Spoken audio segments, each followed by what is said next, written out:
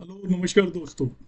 आप सभी लोगों का स्वागत है एस्ट्रोलॉजी चैनल लक्ष्मी सूत्रम एस्ट्रो में।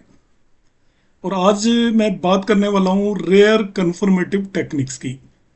ये बहुत ही स्पेशल होने वाला वीडियो, एंड तक बिल्कुल स्किप ना करें। जो लोग एस्ट्रोलॉजी कर रहे हैं उनको तो ये बहुत ही ज़्यादा ज़रूरी है देखना। आज उनका सारा कंसेप्ट बदलने वाला है। मैं जनरली वीडियोस में कहता हूं कि कंसेप्ट बदलने वाला है, और वो बदलता है। ज़्यादातर मेरे पास कमेंट्स आते हैं कि ये चीज़ तो हमें पता ही नहीं थी। जो लोग 20-20 साल से एस्ट्रोलॉजी कर रहे हैं और काफ़ी ज़्यादा प्रेडिक्शंस देते हैं, प्रोफेशनल एस्ट्रोलॉजर हैं, तो मेरा ऐसा दावा है कि मैं जो आज बताने वाला हूँ, ज़्यादातर लोगों को इसके बारे में बिल्कुल भी जानकारी नहीं होगी। मैं आज ऐसी कन्फर्मेटिव टेक्निक्स बताने वाला हूं जो आपको किसी भी क्लासिक में नहीं मिलेगी, और बड़ा ढूंढ कर लाई गई टेक्निक है, बहुत रेयर सूत्रास हैं। और ये आपके मैक्सिमम केसेस में, मैं 100% वर्ड बोलूंगा तो वो थोड़ा ज़्यादा उचित नहीं होगा, मगर सभी कुंडलियों पर ऐसा आप मान सकते हो कि ये टेक्निक्स लगने ही वाली हैं। इनको मैं प्रैक्टिकली भी लगा कर दिखाऊंगा। जिन लोगों ने अभी तक चैनल सब्सक्राइब नहीं किया है वो इसको सब्सक्राइब कर लें, और इस वीडियो को बिल्कुल भी स्किप ना करें। जो एमेच्योर या शौकिया एस्ट्रोलॉजी कर रहे हैं उनके लिए भी एक ऐसे सटीक सूत्र हैं जिनका कोई तोड़ नहीं है और कोई पब्लिक डोमेन में नहीं है। ज्यादातर लोग इन सूत्रों के बारे में बिल्कुल भी नहीं जानते। तो ये रेयरेस्ट ऑफ रेयर सूत्र मैं आपके सामने लेकर आया हूं, तो वीडियो को एंड तक देखिएगा। अब मैं शुरुआत करता हूं इस वीडियो की। सूत्र आप देख लीजिएगा क्या है। फर्स्ट वन सूत्र, ये कन्फर्मेटिव टेक्निक्स है। प्रीवियस वीडियोस में मैं जैसा कहता रहा हूं कि हमारे क्लासिक्स के अंदर जितने भी सूत्रास दिए हुए हैं सभी इंडिकेटिव सूत्रास हैं। आप लगाकर देखिएगा कि वो कुंडलियों पर बिल्कुल भी नहीं लगते 90% केसेस में। तो ज्यादातर लोग डिसअपॉइंट हो जाते हैं कि ये सूत्र तो लगते नहीं है, इनमें तो ऐसा बताया हुआ है, ऐसा तो हो ही नहीं रहा है कुंडली में। उसका रीजन क्या है कि हम केवल उनको इंडिकेटिव सूत्रों को लगाने की कोशिश करते हैं। कन्फर्मेटिव सूत्रास हमें ढूंढने पड़ते हैं कुंडली के अंदर, और मैं जिन सूत्रास की बात कर रहा हूं वो कन्फर्मेटिव है, ये कन्फर्मली लगेंगे। मैं कितनी ही कुंडलियों पर लगाकर दिखाया है, मैं आपको एक से ज्यादा कुंडली पर अभी लगाकर दिखाऊंगा, और सभी कुंडलियों में बिल्कुल सटीक बैठने वाले हैं। ये सूत्र है आपका। Any chart natal Saturn is in watery sign. किसी भी कुंडली के अंदर यदि शनि वोटरी साइन होते हैं आपके 4, 8, 12, कैंसर, स्कॉर्पियो और पाइसेस, मतलब कर्क, वृश्चिक और मीन राशि के अंदर यदि शनि बैठा हो, then the house where the Capricorn sign will fall will surely get destroyed. मतलब क्या हुआ, यदि किसी भी नेटिव की कुंडली के अंदर शनि देव कर्क राशि, वृश्चिक राशि या मीन राशि के अंदर विराजमान है, तो जिस भी हाउस या भाव के अंदर मकर राशि होगी वो भाव पूरी तरीके से नष्ट हो जाएगा, उसके सिग्निफिकेशंस नष्ट हो जाएंगे। बेसिकली इसमें है क्या, इस पूरे सूत्र का कोई बहुत बड़ा लॉजिक नहीं है, मगर ऐसा आप कह सकते हैं कि जब भी सैटर्न 4 साइन में है तो वो 10 कैंसर को एस्पेक्ट करेगा, और सैटर्न का एस्पेक्ट, डायरेक्ट एस्पेक्ट बहुत अशुभ माना जाता है। 8 साइन में है यदि वो, तभी भी वो आपका 10 साइन को एस्पेक्ट करेगा। 12 साइन में यदि सैटर्न है और वो फिर 10 साइन उसका क्यों कैंसिल होता है, उसका कोई बहुत बड़ा लॉजिक अवेलेबल नहीं है, मगर 4 और 8 साइन में जब भी सैटर्न होता है तो 10 साइन उस नेटिव की कुंडली में कैप्रिकॉन मकर राशि जिस भी भाव के अंदर है वो भाव पूरी तरीके से नष्ट हो जाएगा। अब इसमें एक बहुत ही आपको माइन्यूट सी डिटेल ध्यान रखनी है। भाव नष्ट होने से क्या मतलब है कि सपोज हम कहते हैं चौथा भाव नष्ट हो जाएगा, तो चौथा भाव नष्ट होने से मतलब यह है कि उसके जो लिविंग सिग्निफिकेशंस हैं उस भाव के, जीव से रिलेटेड सिग्निफिकेशंस हैं, जीव से रिलेटेड का मतलब लिविंग जो भी रिलेशंस हैं वो डिस्ट्रॉय होंगी। या उसके नेटिव के शरीर के जो अंग हैं उस भाव से रिलेटेड उनमें कुछ परेशानियां होंगी। सपोज हम मान लेते हैं कि किसी नेटिव की मकर राशि चौथे भाव में आ जाती है, समझाने के लिए मैं बता रहा हूं, चौथे भाव में आ गई और उसका 10वें भाव के अंदर नेचुरली कैंसर राशि होगी, वहां पर शनि बैठे हुए हैं, तो चौथे भाव नष्ट होगा। तो चौथे भाव का क्या नष्ट होगा? उसके जो लिविंग सिग्निफिकेशंस हैं वो नष्ट होंगे। केवल लिविंग सिग्निफिकेशंस कौन से होते हैं? चौथे भाव मां का कारक होता है, तो मां से रिलेटेड प्रॉब्लम्स आएंगी। चौथा भाव आपके लंग्स का कारक होता है, शरीर के अंदर लंग्स से रिलेटेड प्रॉब्लम हो सकती है। हार्ट को भी हम कंसीडर करके चलते हैं इसमें, तो हार्ट से रिलेटेड प्रॉब्लम हो सकती है, ब्लड से रिलेटेड प्रॉब्लम हो सकती है। केवल लिविंग सिग्निफिकेशंस डिस्ट्रॉय होते हैं, नॉन लिविंग सिग्निफिकेशन डिस्ट्रॉय नहीं होते। अब फोर्थ हाउस का नॉन लिविंग सिग्निफिकेशन कौन सा है? आपकी प्रॉपर्टी है, हाउस है, व्हीकल है, उस पर कोई भी फर्क नहीं पड़ेगा। इस चीज को आप ध्यान रखेंगे अप्लाई करते टाइम। तो living signification will include either body parts और क्लोज रिलेशंस ओनली। शरीर के अंग और नजदीकी रिश्तों को पर ही इसका असर पड़ेगा। अब हमें ध्यान रखना है, for signification use house rotation techniques. House rotation technique क्या है कि हमें जैसे पता है, ध्यान से समझें इस चीज को, कि दूसरा भाव परिवार का भाव होता है या चौथा भाव मां का भाव होता है। तो अब छठे भाव यदि प्रभावित हो रहा है तो चौथे से अब छठा भाव तीसरा भाव हो गया, तो वो मां के बहन भाइयों का भाव हो गया, तो उन पर भी असर पड़ेगा। यहां पर इस टेक्निक में आपको ये भी ध्यान रखकर चलना है कि यहां पर पिता या फादर का भाव हम 10th भाव कंसीडर करके चलेंगे। पाराशरी में के नियमों में 9वें भाव को हम पिता का भाव मानते हैं, मगर यहां पर जो मैं आपको बता रहा हूं 10th भाव को पिता का भाव मानेंगे, क्योंकि चौथा भाव मां का भाव है, उससे 7वां मां का स्पाउस पिता होगा 10th भाव। अब 10th भाव पिता का है तो वहां से 7वां, चौथा भाव पिता की स्पाउस मां का भाव होगा। तो जब भी 10th भाव पर जो भी यदि इंफ्लुएंस हो रहा है, 10th भाव डिस्ट्रॉय हो रहा है, तो आपको ये मान के चलना है आपको पिता से रिलेटेड प्रॉब्लम्स कंसीडर करके चलनी है। 4th से वो 7th है, तो मां का भी वो 7th भाव हो गया, तो मां के हस्बैंड से रिलेटेड प्रॉब्लम्स क्रिएट होंगी। मां के आपके जो रिप्रोडक्टिव ऑर्गन्स में प्रॉब्लम हो सकती है, लाइक किडनी वगैरह भी 7th हाउस से रिप्रेजेंट होती है, यूट्रस भी 7th हाउस से रिप्रेजेंट होती है। इस तरीके से आपको सिग्निफिकेशंस देखने होंगे। प्रोफेशन पे फर्क नहीं पड़ेगा। 10वां भाव यदि आपका प्रभावित हो रहा है, वहां पे मकर राशि है सपोज, तब आप क्या करेंगे? 10वां भाव आपका 10th हाउस नीज घुटनों का भी भाव होता है, तो उस नेटिव के घुटनों में भी प्रॉब्लम हो सकती है। इस तरीके से आपको एनालिसिस करना है। मदर के कौन से रिश्तों में प्रॉब्लम होगी ये भी आपको एनालिसिस करना है, क्योंकि आप हाउस से हाउस भी देखेंगे। अब मैं आपको इसको बता ही चुका हूं, consider father from 10th house.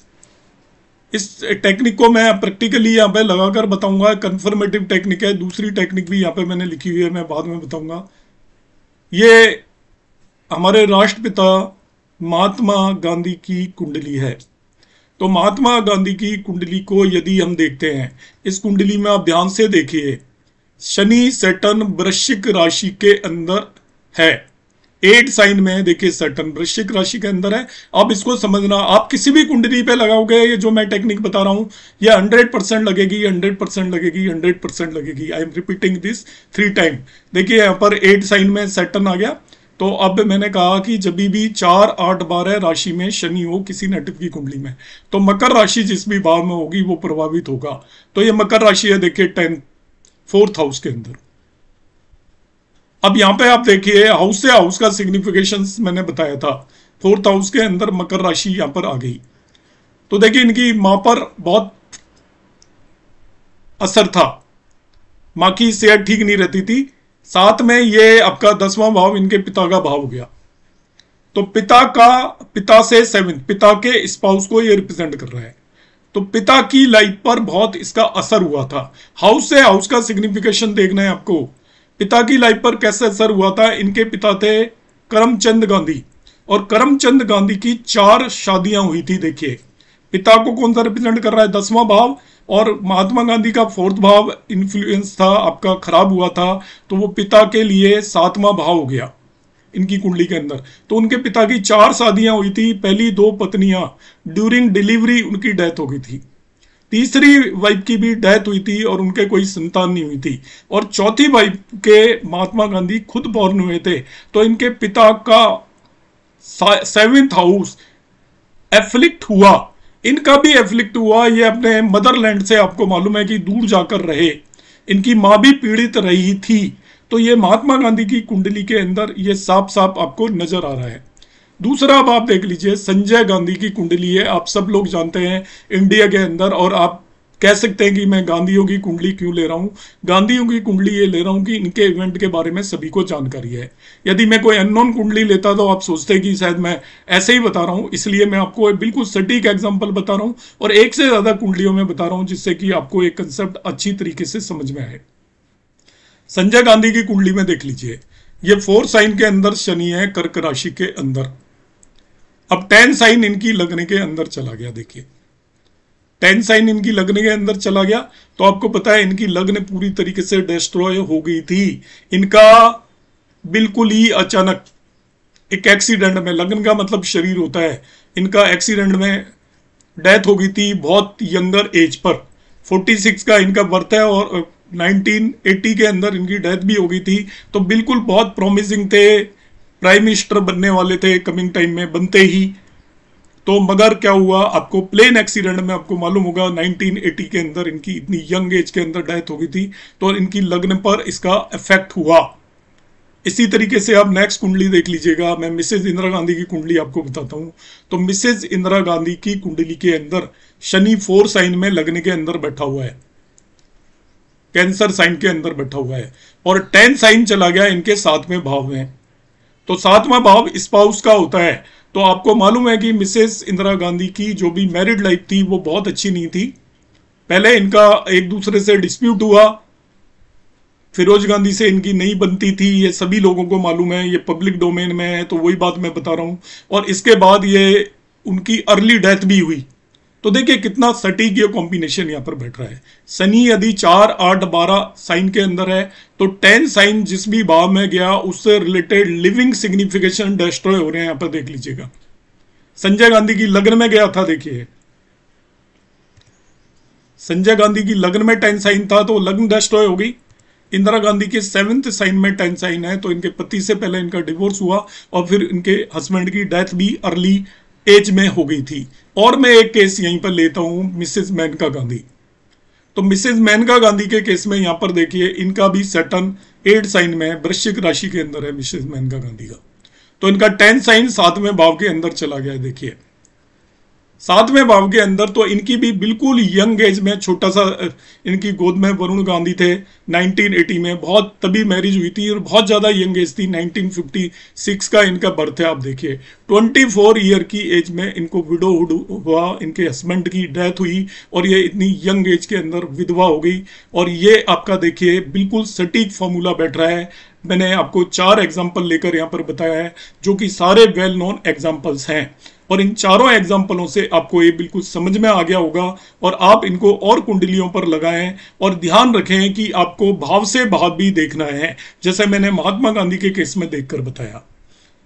इन बाकी तीनों के केसेस में तो बिल्कुल साफ साफ आपको नजर ही आ रहा है कि वो पर्टिकुलर भाव आपका डिस्ट्रॉय हुआ है, बैडली डिस्ट्रॉय हुआ है, और उससे रिलेटेड जो लिविंग सिग्निफिकेशंस हैं वो डिस्ट्रॉय हुए हैं। अब मैं आपको एक और फॉर्मूला यहां पर बताने वाला हूं। ये दूसरी बहुत ही रेयर टेक्निक है, विदाउट एनी लॉजिक है, ध्यान रखना, मगर ये श्योर टेक्निक्स हैं। अब लॉजिक की बात करने लगेंगे तो मैं यहाँ पे लॉजिक आपको नहीं बता पाऊंगा, मुझे भी लॉजिक नहीं मालूम है, मगर ये सूत्राज मैंने पकड़े हैं और बहुत सारी कुंडलियों पर एनालिसिस कर मैं आपके सामने लेकर आया हूँ। ये सब कन्फर्मेटिव टेक्निक्स हैं। वीनस, जुपिटर एंड मार्स, तीनों ग्रह ध्यान से नोट कर लीजिए। वीनस जो 2 बेनिफिक प्लेनेट है, वीनस और जुपिटर अनकंडीशनल बेनिफिक है, और एक मार्स, यदि ये एयरी साइन में हो, वायु तत्व की राशियों में 3, 7, 11 में, वीनस, जुपिटर, मार्स किसी भी नेटिव की कुंडली में 3, 7, 11 साइन में हो, then there one of the house hold by these planets will destroy. यदि वीनस जैसे 3 साइन में है तो वीनस 2 राशियों को होल्ड करता है, 2 और 7 को, तो दोनों में से कम एक हाउस डिस्ट्रॉय हो जाएगा। जुपिटर भी इन तीनों में से किसी भी राशि के अंदर है, तो जुपिटर 2 राशियों को होल्ड करता है कुंडली के अंदर, 9 और 12। तो वो राशियां जिन भी भावों में हैं उनमें से एक भाव से रिलेटेड कारकत्वों का नाश होगा। ऐसे ही मार्स भी यदि इन तीनों में से किसी भी एयरी साइन के अंदर किसी कुंडली के अंदर जाकर बैठ गया तो वो उसके भी 2 हाउसेस जो होते हैं, वो 1 साइन का लॉर्ड है मेष राशि का और वृश्चिक राशि का लॉर्ड है, उन दोनों में से किसी एक भाव का पूरी तरीके से डिस्ट्रॉय हो जाएगा, नष्ट हो जाएगा। मगर यहां पर एक एक्सेप्शन है, ध्यान रखना है। वीनस यदि 7 साइन में है तब ऐसा नहीं होगा, क्योंकि 7 साइन इसकी खुद की मूल त्रिकोण राशि है और तब ये नहीं होने वाला है। मगर वीनस 3 और 11 में है तो वीनस के केस में भी ये होने वाला है। मैं इस पूरे कॉम्बिनेशन को फिर से रिपीट करके बता रहा हूं कि वीनस मतलब जुपिटर और मार्स तो तीनों में से किसी एयरी साइन या वायु तत्व की राशि में हो तो उनके जो 2 लॉर्डशिप वाले हाउसेज हैं उनमें से एक हाउस से रिलेटेड सिग्निफिकेशंस पूरी तरीके से बर्बाद हो जाएंगे, नष्ट हो जाएंगे, डिस्ट्रॉय हो जाएंगे।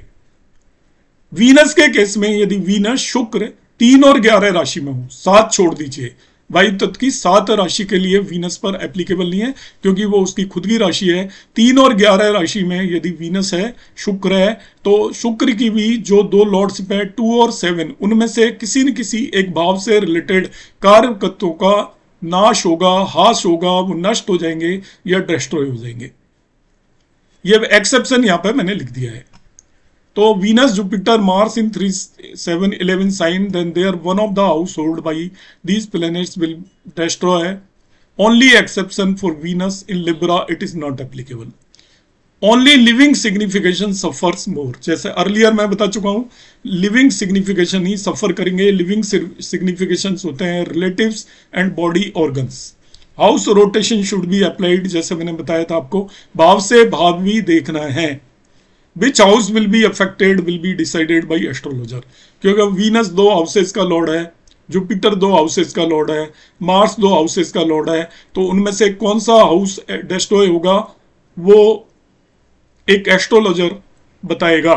अब मैं यहाँ पर एक एग्जांपल ले रहा हूँ, बड़ा सटीक एग्जांपल यहाँ पर ले रहा हूँ। जो लोग भारतीय विद्या उनमें पढ़े हैं और पुराने टाइम में पढ़े हैं, अभी रिसेंट टाइम में तो के.एन. राव सर जनरली आचार्य तक की क्लासेस को नहीं पढ़ाते, रिसर्च की कुछ एक ऑनलाइन क्लासेस लेते हैं।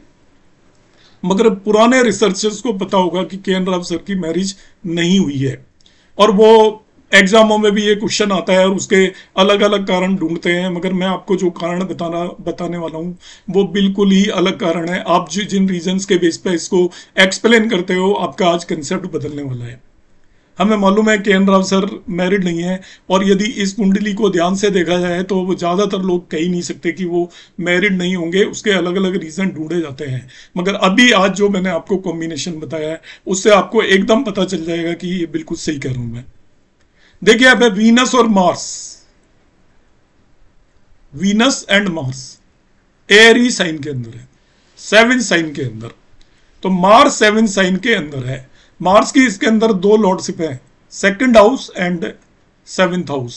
डिस्ट्रॉय हो गए, उनकी मैरिज ही नहीं हुई। देख लीजिएगा आप, 7th हाउस आ गया है पर, और 2nd हाउस भी। परिवार में वृद्धि नहीं कर पाए हो, फैमिली में एक्सटेंशन नहीं हो पाया, तो उनके एक तरीके से दोनों के दोनों हाउसेस डिस्ट्रॉय हो गए हैं। 7th हाउस भी, वीनस क्योंकि यहाँ पे 7 साइन में है तो वीनस जब 7 साइन में होता है तो फर्क नहीं पड़ता, मैंने बताया था उसका खुद का साइन है। तो ये मार्स साइन है। तो के.एन. राव सर के रिलेटेड ज़्यादातर लोगों को ये पता है जो कि दिल्ली में एस्ट्रोलॉजी करते हैं कि वो अनमैरिड थे। उसके अलग अलग रीज़न यहाँ पर ढूंढे जाते हैं और उनमें से कोई खास रीज़न नहीं बनता, हम फिटोलॉजी करने लग जाते हैं, इस वजह से हुआ होगा, उस वजह से हुआ होगा। मगर ये ज्योतिष का बिल्कुल सटीक सूत्र है जो के.एन. राव सर के ऊपर यहाँ पर अप्लाई हो रहा है। मैंने और भी कुंडलियों पर, बहुत सारी कुंडलियों पर यह देखा है जो कि पूरी तरीके से एप्लीकेबल होता है। आप इन सूत्रों को लगाएं, बेधड़क होकर लगाएं, ये सभी केसेस में एप्लीकेबल होंगे। आप कमेंट बॉक्स में जरूर कमेंट करें, ये मेरी रिक्वेस्ट है आप सभी लोगों से। क्या आपको ये सूत्र पहले से पता थे? यदि पता थे तो बताएं आप मुझे, क्योंकि मुझे ऐसा कोई भी पर्सन अभी तक मिला नहीं जिसने मुझे कभी सूत्र बताए हों। और यदि आपको नए बिल्कुल पता चले हों तो आप इन्हें ये भी कमेंट बॉक्स में कमेंट करें, जिससे मुझे ये मालूम चले कि मैं आपके पास जो जानकारी भेज रहा हूं वो बिल्कुल न्यू भी है या नहीं। इससे मेरे प्रयासों का और भी एफर्ट मैं बढ़ाऊंगा और नई से नई चीज आपके लिए लेकर आऊंगा। नमस्कार, धन्यवाद, जय श्री राम।